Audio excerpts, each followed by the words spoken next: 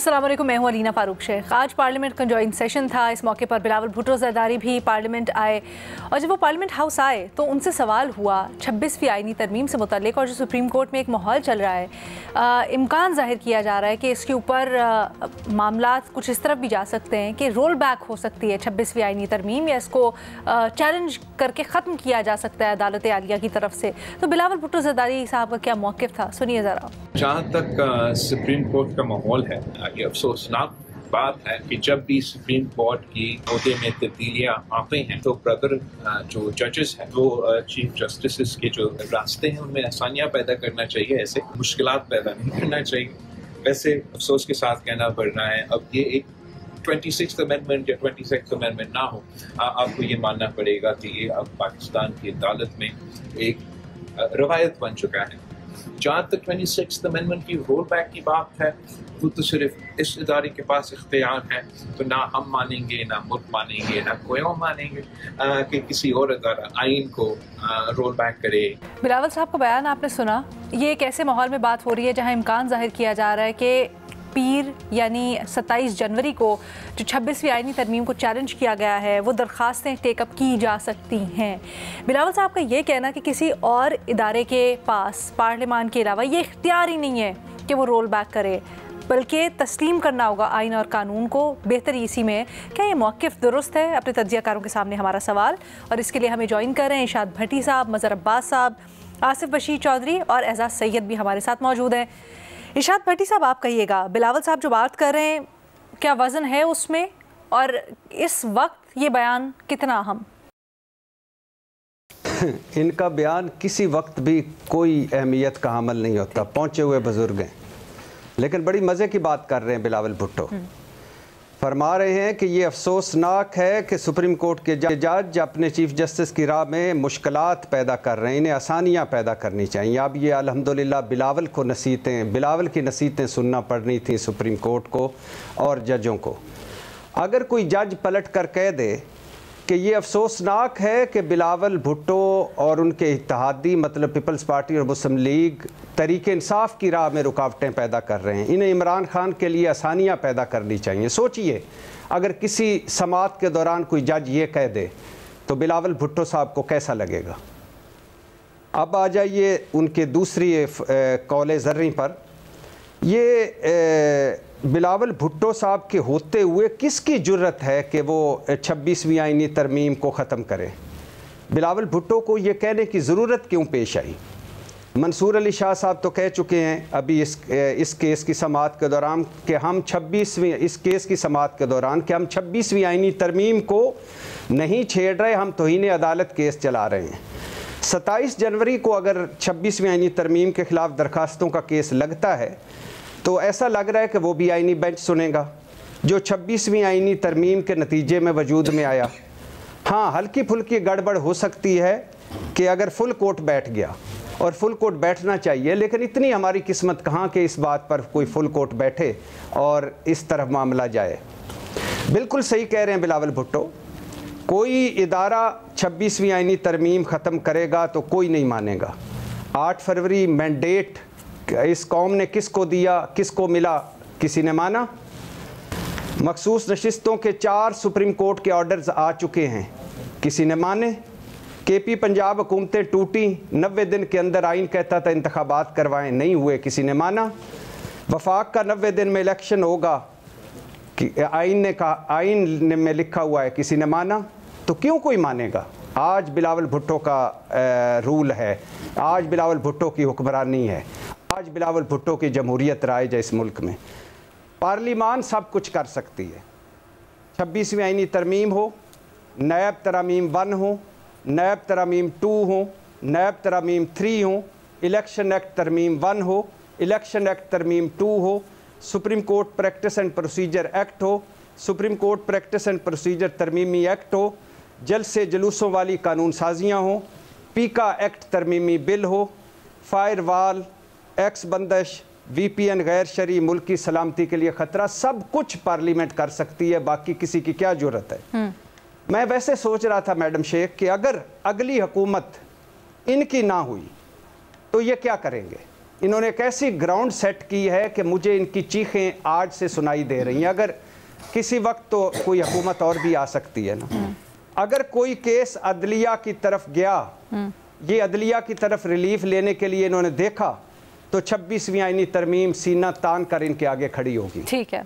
अगर ये आज़ादी इज़हार राय, आज़ादी सहाफ़त की तरफ देखेंगे तो पीका तरमीमी बिल, पीका एक्ट तरमीमी बिल इन्हें नमस्ते कहेगा, नमस्ते या सलाम। आवाम के पास जाने की अगर इन्होंने कोशिश की, जलसा जुलूस करने की कोशिश की, तो दफ़ा 144 भी होगी और जलसे जुलूस वाली कानून साजियाँ भी होंगी कि बग़ैर पूछे किया 3 साल सज़ा, फिर दोबारा बग़ैर पूछे किया 10 साल सज़ा। नैब FIA पुलिस तरोताज़ा मिलेगी। सही सर। 26 नवंबर इज्तिजाज से निपटने का तरीका ईजाद हो चुका है। धांधली होगी तो इलेक्शन एक्ट तरमीम 1 और इलेक्शन एक्ट तरमीम 2 सामने खड़ी होगी। मैडम शेख, आखिरी बात, एक फ़ौजी आमर आकर क्या करता है, कभी सोचा है? सब कुछ यही करता है जो हुआ है। सिर्फ फ़र्क सिर्फ ये है, इतना सा फ़र्क है, बारीक सा फ़र्क है कि अब जो कुछ हुआ है वो पार्लियामेंट के ज़रिए हुआ है। पीपल्स पार्टी और मुस्लिम लीग, तुम्हारा शुक्रिया, तुम्हारी जमहूरियत को सलाम। ये भी बहुत बड़ा सवाल होता है। आज भी देखिए पार्लियामेंट का इजलास जॉइंट सेशन था, 18 मिनट की कुल कार्रवाई, जिसमें एहतजाज, सेशन का आगाज़ करना, सब कुछ, और 4 कानून साजियाँ पास हुई हैं। ये भी इन इटसेल्फ बहुत बड़ा सवाल है। आसिफ वशी चौधरी साहब, आप क्या समझते हैं ऐसे माहौल में जो बिलावल साहब बात कर रहे हैं, कितना वज़न है उसमें और उनको ये बात करने की ज़रूरत क्यों पेश आई? देखें, बिलावल साहब ने जो बात की है वो उसके हमें सबसे पहले तो देखना पड़ेगा कि क्या आइन में इसकी कोई गुंजाइश है इस तरह की बात करने की या नहीं। फिर उसके सियासी जो पहलू हैं उसका जायज़ा लेंगे। तो मैं सबसे पहले बात करूंगा PLD, supreme court PLD 2015 supreme court 401 case की, जिसमें 21वीं आईनी तरमीम को जब सुप्रीम कोर्ट ऑफ पाकिस्तान में चैलेंज किया गया था तो फुल कोर्ट बैठा था और फुल कोर्ट के 17 में से 16 जजेस, जिनके मैं अगर नाम पढ़ूं तो आप ये सुन के हैरान होंगे कि इनमें जस्टिस नासरुल मुल्क थे, जस्टिस जवाद ख्वाजा थे, जस्टिस अनवर ज़हीर जमाली थे, जस्टिस साकिब निसार थे, आसिफ सईद खोसा थे, सरमद जलाल उस्मानी थे, अमीर हानी मुस्लिम, इजाज़ अफजल खान, इजाज़ अहमद चौधरी, जस्टिस गुलजार अहमद, जस्टिस अजमत सईद शेख, इकबाल हमीदुर्रहमान, जस्टिस मुशीर आलम, जस्टिस दोस्त मोहम्मद खान, जस्टिस उमरता बंदयाल, जस्टिस काजी फाइज ईसा और जस्टिस मकबूल बाकिर। ये 17 रुकनी बेंच जो है, इसमें से सिर्फ जस्टिस साकिब निसार जो थे, उन्होंने कहा कि पार्लियामेंट की आईनी तरमीम जो है उसको सुप्रीम कोर्ट उसको जो है उस पर नज़रसानी का इख्तियार नहीं रखती। बाकी 16 के 16 जजेस, जिनमें जस्टिस काजी फाइज ईसा, जो कि शायद इस हुक्मरान जमात को बहुत पसंद भी होंगे, हुक्मरान इत्तेहाद को, उन्होंने भी कहा कि पार्लियामेंट की किसी आईनी तरमीम पे नज़रसानी का इख्तियार सुप्रीम कोर्ट ऑफ पाकिस्तान रखती है। अगली बात इस केस में बड़ी दिलचस्प कि 6 जजेस ने इस आईनी तरमीम को उड़ा दिया, जो अक्सरीती फैसला था, अकलियती फैसला था, सॉरी 8 जजेस का अक्सरीती फैसला था। जस्टिस अनवर ज़हीर जमाली, जस्टिस सरमद जलाल उस्मानी, जस्टिस अमीर हानी मुस्लिम, जस्टिस गुलजार अहमद, जस्टिस अजमत सईद शेख, जस्टिस मुशीर आलम, जस्टिस उमरता बंदयाल, जस्टिस मकबूल बाकिर, इन्होंने 8 रुकनी जो बेंच था, इन्होंने 21वीं आईनी तरमीम को बहाल रखा। जबकि 6 हमारे जो जजेस हैं, जिसमें जस्टिस आसिफ सईद खोसा, जस्टिस जवाद ख्वाजा, जस्टिस काजी फाइज ईसा, जस्टिस इजाज़ अफजल, जस्टिस इजाज़ चौधरी और जस्टिस दोस्त मोहम्मद, इन्होंने 21वीं आईनी तरमीम को उड़ा दिया अपने फैसले, जो इनका अकलियती फैसला था। उन्होंने कहा जी कि ये गलत है, आइन की रूह के ख़िलाफ़ है और ये नहीं होनी चाहिए। कुछ जजों ने जो इख्तलाफी नोट दिया, लेकिन जो बात करने का मकसद है, जो 17 लोगों ने जो ये इख्तियार दिया सुप्रीम कोर्ट ऑफ पाकिस्तान को कि किसी जो आइनी तरमीम है जो पार्लियामान की, उसमें उन्होंने जो बुनियादी नुकात बताए थे, सेलिएंट फीचर्स बताए थे, क्या बताए थे? डेमोक्रेसी, वफाकियत, अदलिया की आज़ादी, आइन की इस्लामी दफ़ात और पार्लिमानी निज़ाम हुकूमत, इस पे अगर कोई कदगन आ रही होगी तो supreme court of Pakistan empower है कि वो ऐसी किसी तरमीम को उड़ा सकती है। तो सबसे पहली बात तो ये कि आइनी तौर पर ये बात गलत है। सुप्रीम कोर्ट ऑफ पाकिस्तान का PLD 2015 PLD 401 जो फैसला है वो इस बात के ख़िलाफ़ है, और ये एक ज़िद वाली बात है कि बिलावल साहब कहें कि सुप्रीम कोर्ट जो है वो नहीं उड़ा सकती आइनी तरमीम को, सिर्फ पार्लिमान ही बदल सकती है, और अगर इस पार्लिमान के अलावा कोई करेगा तो हम मानेंगे नहीं। हिस्ट्री में जब भी सियासतदानों ने ज़िद की तो उसके नताइज मुल्क के लिए, रियासत के लिए, कौम के लिए अच्छे नहीं निकले। मेरा ये ख्याल है कि इससे पहले भी अगर हम मशरक़ी पाकिस्तान के मैंडेट पे भी ज़िद ना करते तो हम अपना जो मुल्क है आज बेहतर हालत में हमारे पास होता। तो जब सियासतदान इस तरह की बात करते हैं तो ये बातें और इस तरह के बयानात जो हैं ये घबराहट की निशानी होते हैं। उन्हें लगता है कि शायद दूसरे जो इदारे हैं वो उस चीज़ को इस तरह से नहीं लेंगे जिस तरह से पार्लियामेंट के अंदर जिस तरीके से 26वीं आइनी तरमीम कराई गई है, जिस तरीके से अरकान को वहाँ पर लाया गया है और जिस हालत में आके उन्होंने वोटिंग की है, जिस तरीके से मखसूस नशिस्तें हुक्मरान इत्तेहाद की गोद में डाली गई हैं, उसके बाद बिलावल भुट्टो जो हैं उनके पास क्या अखलाकी जवाज़ है इस बात को कहने का कि 26वीं आइनी तरमीम जो है वो पूरी पार्लिमान की नुमाइंदा है। और दूसरी अहम बात यह कि सुप्रीम कोर्ट ऑफ पाकिस्तान जो है वो अगर उसका फुल कोर्ट बैठता है और इसके ऊपर कोई राय देता है तो मैं ये समझता हूँ एक जो कानून के और सहाफ़त के तालिब इल्म के तौर पर कि वो सुप्रीम कोर्ट ऑफ पाकिस्तान का अगर इस पर कोई अक्सरीती फैसला आता है तो वो ज़्यादा वैलिड होगा और वही जो है उसको आगे लेकर चलना पड़ेगा। इसमें अगर कोई ज़िद करेगा तो फिर अल्टीमेटली इसमें नुकसान होगा किसका, रियासत का, अवाम का और हुकूमत का। अच्छा, आपने एक बात की, फैसले को साइड करते हुए आपने कहा ये आइन की खिलाफ वर्जी होगी, लेकिन सुप्रीम कोर्ट का फैसला है, सुप्रीम कोर्ट की तशरीह आइन नहीं है, वो एक प्रेसिडेंस है। बिलावल भुट्टो साहब कहते हैं क्योंकि आइन बनाने वाला इदारा पार्लियामान है और पार्लियामान बालादस्त है, इसलिए उसके फैसले को ज़्यादा वक़्त मिलनी चाहिए, सुप्रीम कोर्ट की किसी तशरीह या उनके फैसले को नहीं।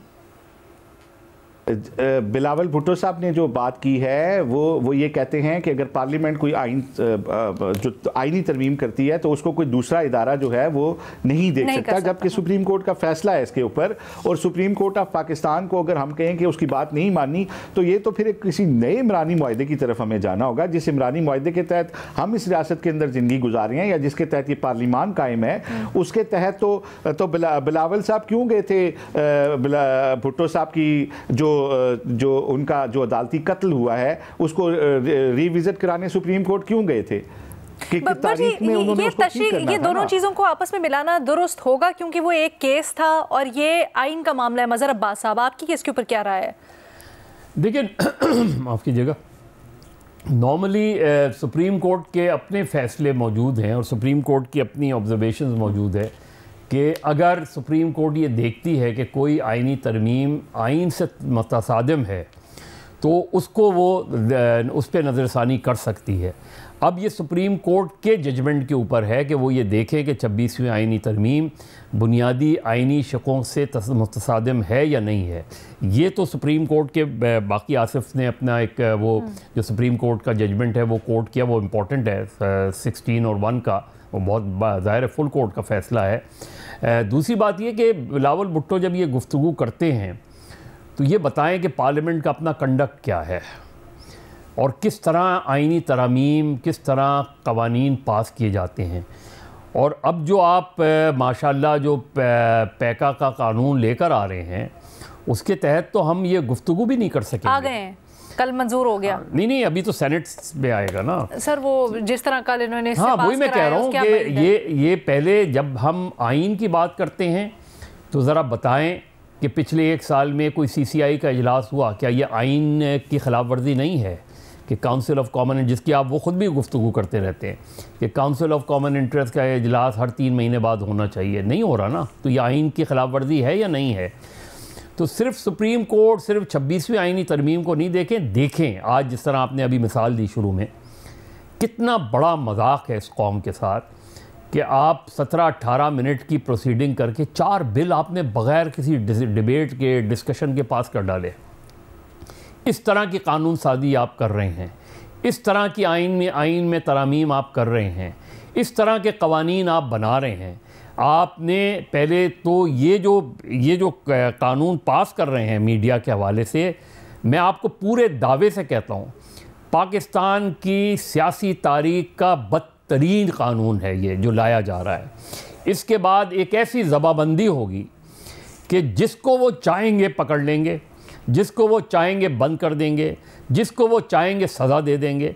तो ऐसे में जब बिलावल भुट्टो ये बात करते हैं तो उन्हें ये ज़रूर सोचना चाहिए कि किस पैमाने पर गुफ्तगू कर रहे हैं, किस पैमाने पे बात कर रहे हैं। पहले पार्लियामेंट का अपना कंडक्ट तो इतना हाई हो, इतना मॉरली इतना ऊपर हो कि जहां आप खड़े होकर ये बात कर सकें। उसूली तौर पे बिल्कुल सुप्रीम कोर्ट जिस तरीके से पार्लियामेंट के बास मामलात में इंटरफेरेंस करती रही है हमारे यहाँ, और बदकिस्मती से सुप्रीम कोर्ट पार्लियामेंट के कानून को तो स्ट्राइक डाउन कर रही है, तरामीम पे तो नज़रसानी कर रही है या उनको देखती है।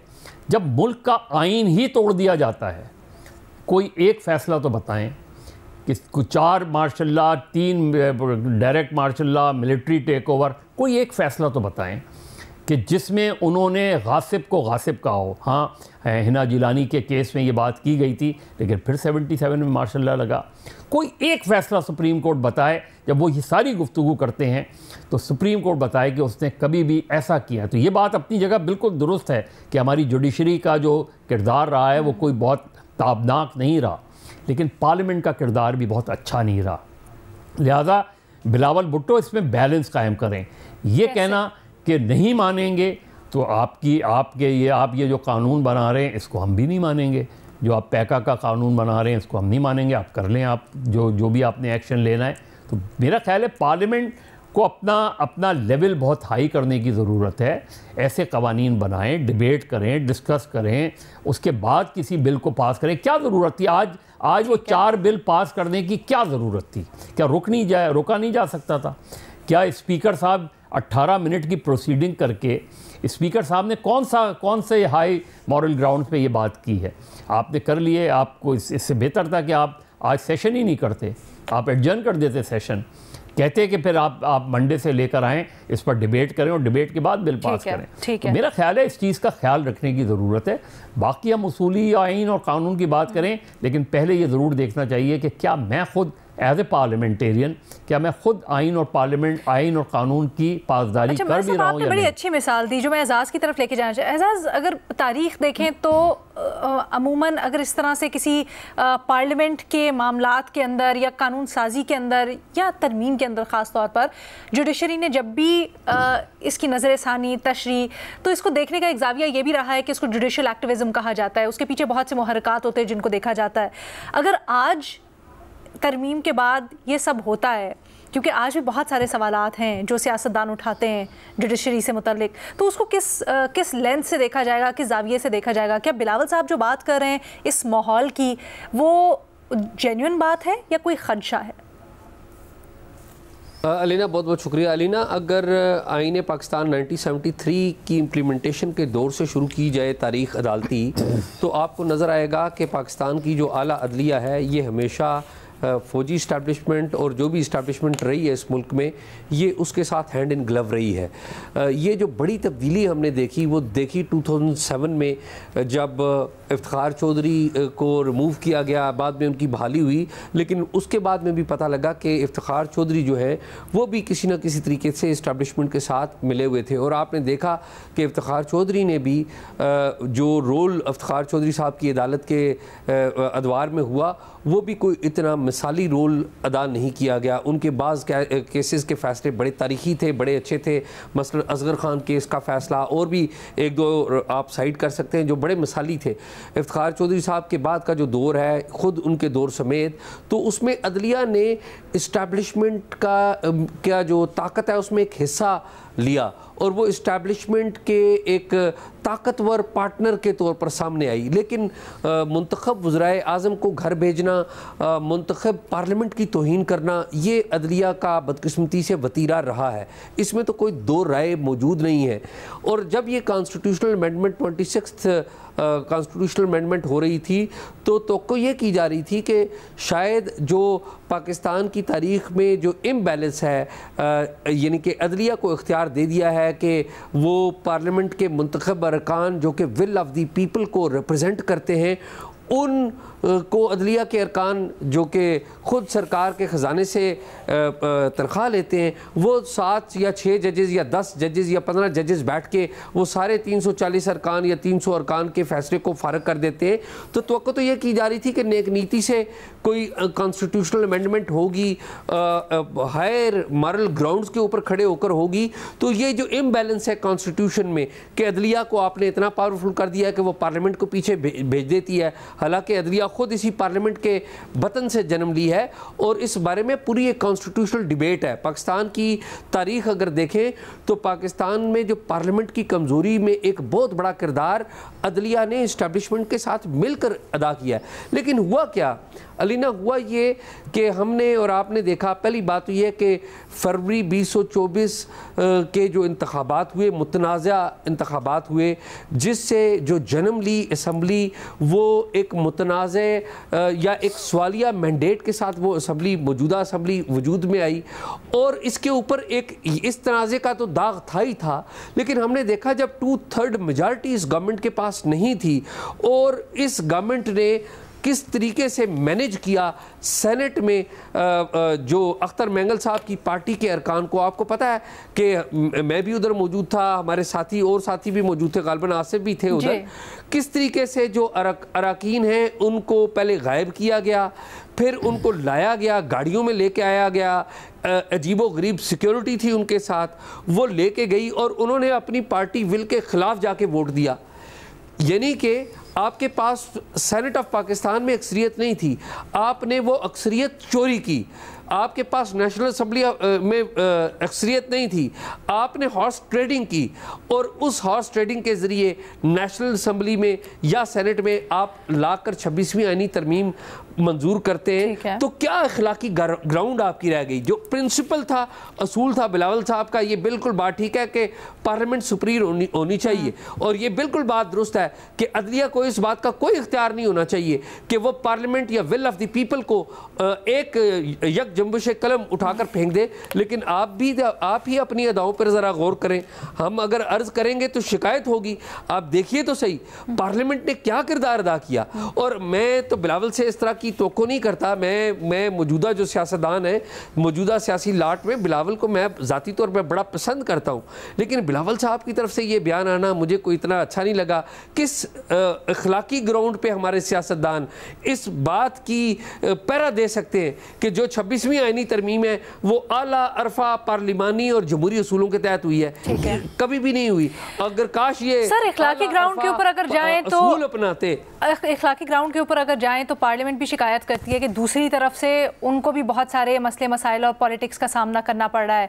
लेकिन मुझे ये बताएं यहाँ पर ज़्यादा इंपॉर्टेंट क्या है, कानून आइन जिस तरह से आसिफ कह रहे हैं कि प्रेसिडेंस मौजूद है, या फिर इखलाकियात? देखिए इसमें आइन बड़ा वाज़ेह है। आइन को जन्म दिया है पार्लियामेंट ने और पार्लियामेंट जब जन्म दे चुकी आइन को तो अदलिया इस्टेब्लिशमेंट के साथ मिल गई और अदलिया ने आके वो जो वज़राए आज़म हैं और पार्लियामेंट है उनकी तौहीन करना शुरू कर दी और फिर खुद ही बैठ के फैसले करने शुरू कर दिए कि इस आइन के कस्टोडियन हम हैं। इस आइन की कस्टोडियन अदलिया नहीं, इस आइन की कस्टोडियन पार्लियामेंट ऑफ पाकिस्तान और पाकिस्तान के अवाम है। अदलिया पाकिस्तान के अवाम की विल को रिप्रेजेंट नहीं कर सकती।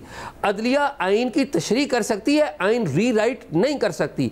ये एक अंडरस्टूड बात है। यानी आप कहना चाह रहे हैं बिलावल साहब इस हद तक सही कह रहे हैं? जी इस हद तक ये बिल्कुल दुरुस्त बात है, ये बिल्कुल दुरुस्त बात है। लेकिन मैं जो नुक्ता उठा रहा हूँ वो मैं नुक्ता ये उठा रहा हूँ कि क्या 26वीं आईनी तरमीम आला अखलाकी और जमहूरी इक़दार को मलूज़े खातर रख कर की गई? आंसर इज़ नो, वो नहीं की गई। और फिर एक जुल्म देखें, जुल्म पता क्या हुआ? जुल्म ये नहीं कि अदलिया का इख्तियार एग्जेक्टिव के पास, जुल्म ये है कि अदलिया के अंदर जजेस लगाने का इख्तियार अदलिया से। सर मुझे ब्रेक की इजाजत दीजिएगा। आपने जो बात की उसने और मजीद कई सवालात को जन्म दिया है। बाकी पैनलिस्ट भी इसके ऊपर बात करना चाहते हैं। मुझे एक छोटी सी ब्रेक की इजाजत दीजिएगा, इसको मजीद आगे बढ़ाते हैं एक छोटी सी ब्रेक के बाद। क्या 26वीं तरमीम को कोई और इदारा पॉसिबली जुडिशरी ख़त्म करेगी तो कोई नहीं मानेगा? बिलावल भुट्टो साहब सही कह रहे हैं। इरशाद भट्टी साहब कुछ ऐड करना चाह रहे थे। इखलाकी ग्राउंड्स, इखलाकी बरतरी की बात की, इससे पहले एजाज़ ने शायद उसके ऊपर। भट्टी साहब आप कुछ कह रहे थे? मेरी बात पूरी नहीं हुई। सर आप जवाब दे दीजिएगा, भट्टी साहब की बात सुन ले फिर। मैडम शेख, आज मैं हैरान हुआ जो एजाज़ ने बात की। पता नहीं, ये हम चले थे लाहौर से और जाना पेशावर था, और जब हमने बस का शीशा खोला तो लाहौर में ही घूम रहे थे। इशू ये है कि अगर एजाज़ कहते हैं कि पार्लियामेंट को, पहली बात तो ये कि अभी आसिफ ने वक्फे में एक बात की, बड़ी खूबसूरत बात है कि पार्लियामेंट ये दस्तूर साज पार्लियामेंट नहीं है, क्योंकि उसके लिए 2/3 मेजॉरिटी होनी चाहिए। 2/3 मेजॉरिटी नहीं है। आइन साज मतलब ये पार्लियामेंट नहीं, उसके लिए वापस अवाम के पास जाना होगा। लेकिन मैं मैडम शेख तवक्को कर रहा था कि बिलावल भुट्टो आज पीका पर बोलेंगे। अच्छा। मैं तवक्को कर रहा था, मैं देख रहा था कि नवाज शरीफ हो सकता है पीका पर बोलें, आसिफ अली जरदारी हो सकता है पीका पर बोलें, मरियम नवाज हो सकता है पीका पर बोलें, पीपल्स पार्टी वाले जो आज़ादी सहाफ़त के चैम्पियन हैं वो बोलें, मुस्लिम लीग वाले वो बोलें, लेकिन कोई भी नहीं बोला। और यकीन मानिए इनके लिए भी कोई नहीं बोलेगा। और आखिरी बात मैडम शेख कि पार्लियामेंट किस तरह सुप्रीम हो सकती है जब वो आइन को छेड़ेगी, और किस तरह, कोई एक मुझे बताएं, कोई माँ बाप का रिश्ता, बहन भाई का रिश्ता, या कोई आइन या कोई ऑर्डर या जिससे इखलाकियात निकाल दें तो वो ठीक होगा। ये इखलाकी तौर पर भी गलत है और ये आइन के रूह के भी खिलाफ है। बाकी आपकी मर्जी है, होना हवाना कुछ नहीं। ठीक कह रहे हैं बिलावल भुट्टो। एजाज, मेरे ख्याल में जो अरशाद भट्टी साहब बहुत जज्बाती हो गए। मेरा पॉइंट बड़ा सिंपल सा है कि इस पार्लियामेंट ने जिस तरीके से ये आइन साजी की है, ये अखलाकी तौर पे गलत है, ये जमहूरी उसूलों के मुखालिफ है, पहली बात। दूसरी बात ये है कि मैं ईमानदारी से समझता हूँ, मैं पीका भी इस पार्लियामेंट ने गलत बात है। मैंने और सर वो यही कह रहे हैं, एजाज यही कह रहे हैं कि काली पट्टियां बांधी हुई, मैंने और आसिफ ने काली पट्टियां इसीलिए बांधी हुई। एक मिनट ना सर, भट्टी साहब एक मिनट उनकी बात सुन ले। वो ये कह रहे हैं कि इखलाकी तौर पर नहीं सही है। एजाज पॉइंट कंप्लीट कीजिएगा अपना। और पर नहीं सही मगर बिलावल सही है, ये कैसे? सर यही उनको एक्सप्लेन करने देना, सर उनको एक्सप्लेन करने देना। आप सुनने के लिए तैयार ही नहीं है। एक्सप्लेन करने दें। ये कह रहा हूँ कि बिलावल जो है मौजूदा जो पॉलिटिकल लाट है उसमें बड़े इनलाइटेंड लीडर हैं, लेकिन मैं उनकी इस बात से मुत्तफिक 100% नहीं हूँ। क्यों नहीं हूँ? मैंने बता दिया कि मौजूदा पार्लियामेंट, पहली बात तो यह कि मुतनाज़ा है, एक बात तो यह कि मुतनाज़ा है, दूसरी बात यह कि मुतनाज़ा अंदाज में आइन साजी और कानून साजी कर रही है, और तीसरी अहम बात जो मदर ऑफ ऑल प्रॉब्लम्स है, वो प्रॉब्लम्स है, आप मानते हैं या आप माने या ना माने, अदलिया पाकिस्तान में इस्टेब्लिशमेंट के साथ रही है, हैंड इन ग्लव रही है। होना ये चाहिए था कि अदलिया और इस्टेब्लिशमेंट का जो राब्ता है वो ख़त्म किया जाता। अब मौजूदा आईनी तरमीम ने मौजूदा आईनी, आप सुन भट्टी साहब सुन ले, प्लीज एक दफा सुन ले उनकी बात, फिर आपको मौका देती हूं मैं। मुझे किसी की बात नहीं समझ आ रही इस तरह से। मैं ये कहता हूं कि मौजूदा आईनी तरमीम ने पार्लियामेंट को मजबूत नहीं किया, इसने एस्टैब्लिशमेंट का हाथ मजबूत किया है। अब आपके जो जजेस हैं वो कहीं और अपॉइंट हो रहे हैं। अब आपके जजेस, आपकी पार्लियामेंट भी अपॉइंट नहीं करेगी, आपके जो है वो जजेस कहीं और अपॉइंट होंगे और हो रहे हैं। ठीक है, तो आप मेरी भट्टी साहब आपसे सिर्फ गुजारिश है कि मेरे प्यारे भाई जरा आराम से सुन लें। ठीक है आसिफ प्लीज़ मुख्तसर कहिएगा। वो ये है कि देखें, जो एजाज़ ने बात की थी ना कि जुडिशरी जो इफ्तिखार चौधरी की मूवमेंट जिसमें अगर एक माफिया भी पैदा हुआ अदालती निज़ाम में, कि देखें कि वकीलों का बहुत बड़ा असर और रसूख पैदा हो गया और वो अदालतों में लोगों को मारना भी शुरू हो गए। लेकिन उसकी एक साइड ये भी थी कि पहली दफ़ा जजों ने गैर मुतवक्के फ़ैसले देने शुरू कर दिए।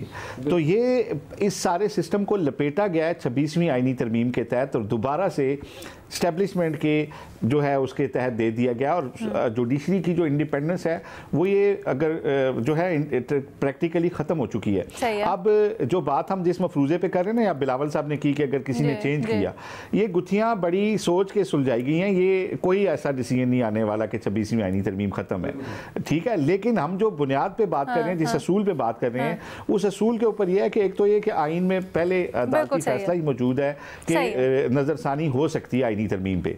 और दूसरी बात, अगर सुप्रीम कोर्ट कोई फैसला दे तो ये कोई बेशक कहता रहे मैं नहीं मानता, लेकिन प्रैक्टिकली वो इम्प्लीमेंट होता है। लेकिन इसमें एक बात याद रखिए कि अदलिया, माजरत के साथ हमने ऐसा देखा है माजी करीब में ही जहां नहीं हुए इम्प्लीमेंट सुप्रीम कोर्ट के फैसले, फिर ये भी बहुत बड़ी, अगर प्रेसिडेंट्स की बात करें तो अलमिया है। आसिफ के ऊपर अमल दरामद नहीं हुआ, लेकिन वो एक डार्क चैप्टर होगा।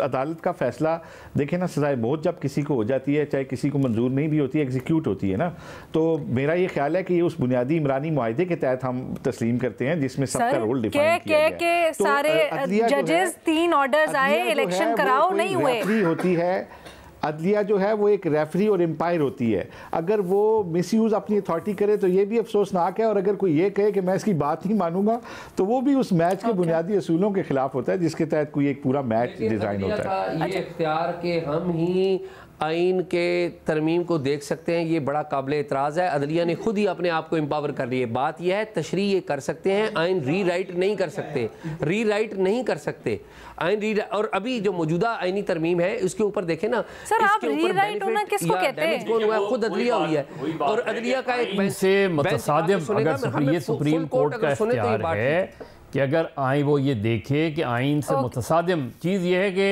अदलिया भी मिस इंटरप्रेट करती है, और असल चीज़ मैंने बता दी कि जब पूरे आइन को उठा के फेंक दिया जाता है उस वक्त अदलिया उसको लीगलाइज कर देती है।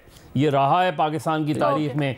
लेकिन बिलावल भुट्टो जब अदलिया की बात करते हैं तो किसी दूसरे इदारे की भी इंटरफेरेंस की कभी बात कर लिया करें। ठीक है जी, एक छोटी सी ब्रेक लेते हैं, ब्रेक के बाद वापस आएंगे और फिर आपके सवाल। Welcome back. आप लोगों ने जो YouTube के ऊपर हमारे तजियाकारों के लिए सवालात लिखे, उनके जवाब जानते हैं। पहला सवाल आ जाए मज़हर अब्बास साहब के लिए। मज़हर साहब, आपसे पूछा गया है कि क्या पीपल्स पार्टी इस हुकूमत का दौर ख़त्म होने तक साथ दे सकती है? देखिए, पहली तो ये है कि इस हुकूमत का दौर कब तक होता है। ज़ाहिर है आइनी तौर पे, क़ानूनी तौर पे तो हम कह सकते हैं कि जी 5 साल का होता है, लेकिन हमारे यहाँ 2 ही हुकूमतें रही हैं जिन्होंने अपने 5 साल का टेन्योर पूरा किया है, तो उससे हमें अंदाज़ा हो सकता है। मुस्लिम लीग नून और पीपल्स पार्टी के जब से ताल्लुकात रहे हैं, और ये आज की बात नहीं है, मैं 90 की दहाई से बात कर रहा हूँ, वो लव एंड हेट के रहे हैं।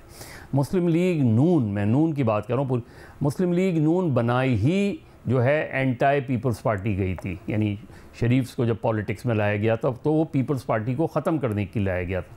लेकिन बाद के ताल्लुकात में फिर बेहतरी आई, फिर चार्टर ऑफ डेमोक्रेसी भी हुआ, तो इत्तेहाद भी बना, फिर इत्तेहाद टूटा भी। फिर इवन जब इमरान खान साहब की हुकूमत थी उस वक्त भी पीडीएम में जो पीपल्स पार्टी निकली पीडीएम से, उसकी वजह भी नवाज़ शरीफ और आसिफ जरदारी के दरमियान एक तनाव था, और मुस्लिम लीग नून और पीपल्स पार्टी और पीडीएम के दरमियान। तो ये रही है। ये जो हुकूमत बनी है, ये जो जोड़ने वाले हैं वो जब अगर तोड़ना चाहेंगे तो टूट जाएगी, जब तक वो जोड़ा रखना चाहेंगे ये रखे रहेंगे। ये जाहिर है ख़ास तौर पे मुस्लिम लीग नून के लिए बहुत ज़रूरी है कि पीपल्स पार्टी को बना के रखा जाए। इसीलिए पीपल्स पार्टी के बहुत से जो इश्यूज़ हैं, पीपल्स पार्टी क्यों नहीं मुस्लिम लीग नून की हुकूमत का हिस्सा रही? इस वक्त भी वो कोलिशन गवर्नमेंट का हिस्सा नहीं है, वो कोलिशन पार्टनर्स हैं, यानी उन्होंने कॉन्स्टिट्यूशनल पोजीशन ली है, कोई वज़रा नहीं है इस वक्त उनके पास। तो इसलिए ये एक बारीक सी डोरी है, जिसने ये डोरी बांधी है वो जब तोड़ना चाहेगा तो टूट जाएगी। लेकिन इलेक्शन से लग रहा है आपको?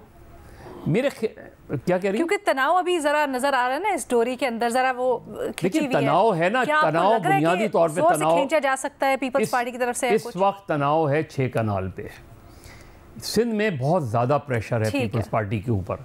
तो अगर मुस्लिम लीग नून इस इशू को नहीं रिजॉल्व कर सकी तो पीपल्स पार्टी के पास निकलने के अलावा कोई चॉइस नहीं होगी, वो किसी भी तरीके से इस कैनाल के इशू को इंडोर्स नहीं करेंगे। बिल्कुल सही, थैंक यू मज़हर अब्बास साहब। अच्छा जी, अगला सवाल है आसिफ बशीर चौधरी साहब आपके लिए, और आपसे पूछा गया है कि ब्यूरोक्रेसी के तरक्कियों के अमल में सियासतदानों की शमूलियत क्या ये शफाफियत में इजाफा करेगी या फिर सियासी असर और रसूख का नया दरवाज़ा खोलेगी? जी, हाई पावर्ड जो सिलेक्शन बोर्ड है, इसमें पहली दफ़ा जो है कोई सियासतदान शरीक हो रहे हैं, क्योंकि इसमें सेक्रेटरी स्टैब होते हैं, सेक्रेटरी कैबिनेट होते हैं और सेक्रेटरी टू पीएम होते हैं, और ये भी प्राइम मिनिस्टर को असिस्ट करते हैं। अच्छा, इंटरेस्टिंगली मैं आपको बताऊं, सेंट्रल सिलेक्शन बोर्ड में एक एमएनए और एक सेनेटर होता है जो सलीम मांडी वाला हैं और सादिया अब्बासी हैं शायद, लेकिन ये जो हाई पावर्ड सिलेक्शन बोर्ड है, इसमें जो बिलावल ने जो कहा कि मुझे डाला जाए और फिर उन्हें डाल भी दिया गया, तो इसका मैं आपको ये इम्पैक्ट बता दूं कि बेसिकली जो है तकरीबन 40 से ज़्यादा हमारे ऐसे ब्यूरोक्रेट्स हैं जिन्होंने ग्रेड 21 से ग्रेड 22 में जाना है। और क्योंकि इसका क्राइटेरिया ये होता है कि अगर आपने ग्रेड 21 में 2 साल सर्व किया है तो आप एलिजिबल होते हैं, आप कंसिडर हो सकते हैं। तो तकरीबन सेफली 80 से ज़्यादा लोग हैं जिन्होंने अंडर कंसिडरेशन आना है, और उसमें 40 से ज़्यादा लोग जो हैं उनको ग्रेड 22 मिलना है। तो पीपल्स पार्टी ने अब ब्यूरोक्रेसी में भी अपना बेसिकली हिस्सा मांगा है, क्योंकि वैसे तो इस हाई पावर्ड सिलेक्शन बोर्ड का काम सिर्फ प्राइम मिनिस्टर को असिस्ट करना है और वहाँ पे कोई वोटिंग नहीं होती या अक्सरियत से फैसला नहीं होता, लेकिन क्योंकि अहम इत्तेहादी हैं और हुकूमत जो है वो पीपल्स पार्टी के वोटों के साथ खड़ी है, तो अब इस ब्यूरोक्रेसी में जो 40 नशिस्तें हैं उसमें जाहिर है कि एक रीजनेबल साइज पीपल्स पार्टी भी अपने ब्यूरोक्रेट्स का लगवाएगी। और बिल्कुल आप इसे कह सकते हैं कि पोलिटिसाइज करने वाली बात है कि ब्यूरोक्रेट्स जो हैं वो अपनी सियासी इलाकाई जमातों, सूबाई जमातों से भी कहेंगे कि अगर आप मेंबर हैं तो फिर हमारे नाम दें, तो इसमें भावताव होगा कि 10 तेरे 5 मेरे, इस तरह की बात होगी।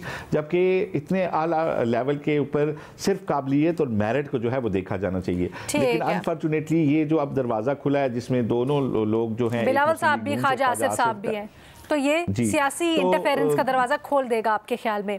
बहुत शुक्रिया आसिफ जवाब के लिए, बहुत शुक्रिया आसिफ जवाब के लिए। अच्छा जी, महदूद वक्त है तो जल्दी से आगे बढ़ते हैं। एजाज सैयद साहब के लिए सवाल आया है, वो भी शामिल करते हैं। एजाज, आपसे ये सवाल किया गया है कि मराकश कश्ती हादसे में FIA कितना मुलव्वस है? बहुत शुक्रिया अलीना, इसमें कोई शक ही नहीं कि FIA की अगर कनाइवेंस ना हो तो human trafficking, particularly FIA immigration अमला अगर मुलव्वस ना हो तो ह्यूमन ट्रैफिकिंग और ह्यूमन स्मगलिंग का काम आगे नहीं बढ़ सकता। लेकिन बदकिस्मती ये है कि FIA में जब एक्शन लिया जाता है तो जूनियर जो अफसर्स हैं, ये जूनियर कैडर है, उसके ख़िलाफ़ कार्रवाई कर दी जाती है। यूनान कश्ती हादसा हुआ जब साल 2023 में, तो उसके बाद एक हाई पावर्ड कमेटी बनी। हाई पावर्ड कमेटी को हेड किया था एहसान सादिक ने, एक सीनियर पुलिस ऑफिसर है। उसने रेकमेंड किया था कमोबेश 70 के करीब जो जूनियर ऑफिसर्स हैं उनको, और 3 सीनियर ऑफिसर्स को भी रेकमेंड किया गया था। जो जूनियर ऑफिसर्स हैं उनमें से 38 को रिमूव फ्रॉम सर्विस कर दिया गया है, जबकि जो 3 सीनियर ऑफिसर्स हैं जो कि पुलिस सर्विस ऑफ पाकिस्तान से ताल्लुक़ रखते हैं उनके खिलाफ कोई कार्रवाई नहीं की गई, बल्कि एक अफसर तो वो हैं जो अभी तक FIA में सर्व कर रहे हैं। और कितनी बदकिस्मती की बात है कि वज़ीर-ए-आज़म ने किसी और मामले में उसी अफसर के बारे में एक इंटेलिजेंस ब्यूरो की इतला के ऊपर ऑर्डर किया कि उस अफसर को निकाल दिया जाए FIA से, लेकिन वो FIA में आज भी सर्व कर रहे हैं, क्योंकि बताया ये जाता है कि वो वज़ीर दाखिला मोहसिन नकवी साहब के क्लास फेलो, इसलिए उनके खिलाफ कोई कार्रवाई नहीं होती, वो तो दफ्तर ही छोड़ने के लिए तैयार नहीं है। मतलब वज़ीर दाखिला के क्लास फेलो वज़ीर-ए-आज़म से ज़्यादा ताकतवर? जी, वो वज़ीर-ए-आज़म से ज़्यादा ताकतवर हैं, उनकी यूनिवर्सिटी फेलो और क्लास फेलो। और अलमिया ये है कि जो जूनियर रैंक के FIA ऑफिशियल्स हैं उनको आप उनके खिलाफ कार्रवाइयाँ करते हैं, हालांकि उनका इतना कसूर नहीं होता, आर्डर हमेशा से वो फॉलो करते हैं ऊपर से आए हुए, तो ऊपर वालों का हाल मैंने आपको बता दी। ठीक है, बहुत शुक्रिया एजाज सैयद साहब। और आप लोगों के लिए यही पैगाम कि इसी तरह से हमारे तज्जियाकारों के लिए आप सवालात भेजते जाएं। आपने YouTube के ऊपर जियो न्यूज़ के पेज के ऊपर जाना है, वहाँ पर जाके रिपोर्ट कार्ड की जो एपिसोड है उसके ऊपर जाके नीचे तज्जियाकार का नाम लिख के उसके लिए सवाल छोड़ना है। तो आपका जो सवाल और उसका जवाब हम प्रोग्राम का हिस्सा बनाएंगे और आप तक पहुँचाएँगे। आज के लिए इतना ही, अल्लाह हाफ़िज़।